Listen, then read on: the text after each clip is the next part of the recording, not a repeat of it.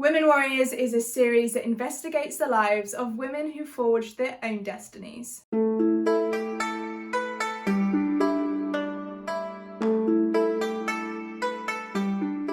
What's up, Warriors? Welcome to the channel. Please support us by liking, sharing and subscribing so we can continue to bring you more and more videos. Today's video is all about our female warrior, Fu Hao. So today we are visiting China, where the story of Lady Fu Hao takes place.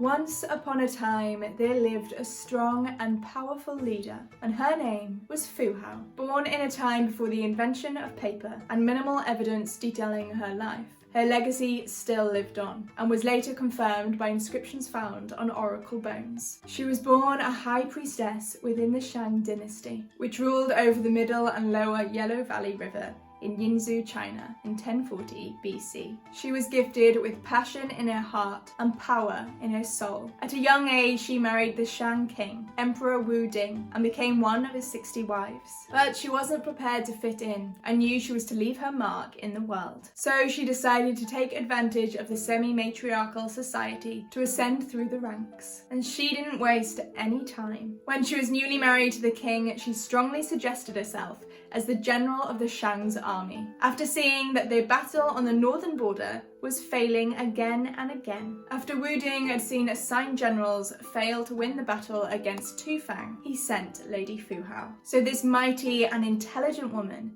set out with her two broad axes and headed into battle, ready to make her mark on history and break tradition. There she showed her bravery and martial ability, and it didn't take long for her to defeat the enemy, who, despite being fierce rivals of the Shang for generations, were completely defeated by Fu Hao in one single decisive battle. She returned home, bringing huge success to the Shang dynasty, gaining herself a leading position in the Shang army and becoming Wu Ding's most favoured wife.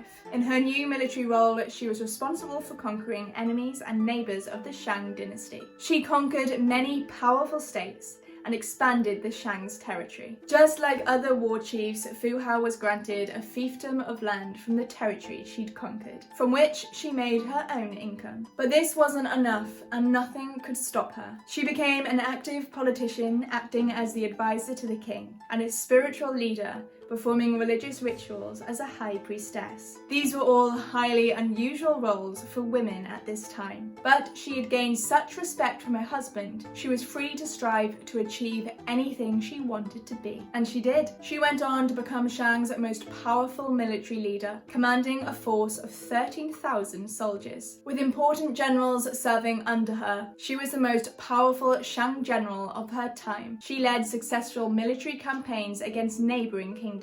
The latest of these involved her leading the earliest recorded ambush in Chinese history. So she was rewarded for her victories with an independent state, where she was lord to an army of 30,000 soldiers. At some point, the battle must end. So, at the age of 33, Lady Fu Hao passed away. No one is really sure how she died, but it is believed to be due to a difficult childbirth or lethal battle wounds. The heartbroken king buried her under his royal palace instead of the royal cemetery. This is the only case in Chinese history that a king built a cemetery inside his palace. Following Fu Hao's death, the Shang's military dominance weakened under attacks from the Gong. So the king made repeated sacrifices and prayers to Fu Hao's spirit in order to defend them from the invasion. He hoped to gain her spiritual assistance against the attacks from the Gong, who threatened to wipe out the Shang completely. Every time the country was about to set foot into a big battle, the king would lead all his essential officers to hold a huge worship ceremony for Fu Hao, so they could try to seek a blessing from her. But this king couldn't stand the thought of his true love being alone. Not many years after her death, King Wu Ding was concerned that Lady Fu Hao was alone and not being taken care of in the other world. So he held a cemetery to have her married to one of his ancestors, the 13th king of the Shang dynasty. Unable to settle his nerves about his mighty queen, he held another big ceremony,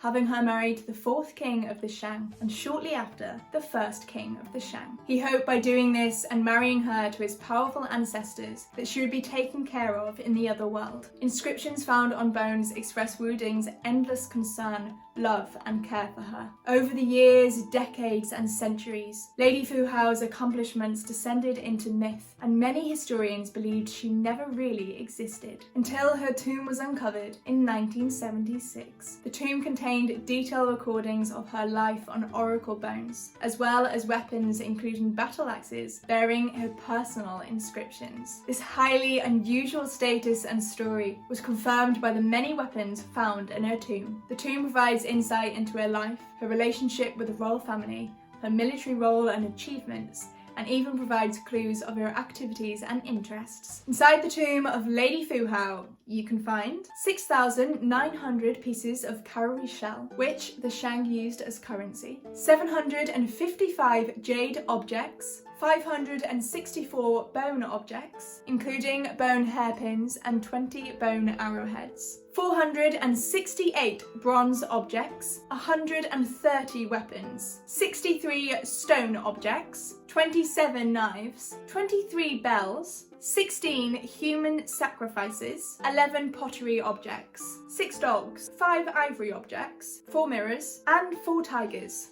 Being buried with a large and varied quantity of weapons confirmed her martial status, since only warriors and generals were buried with such objects. She is considered the most powerful military leader of her time.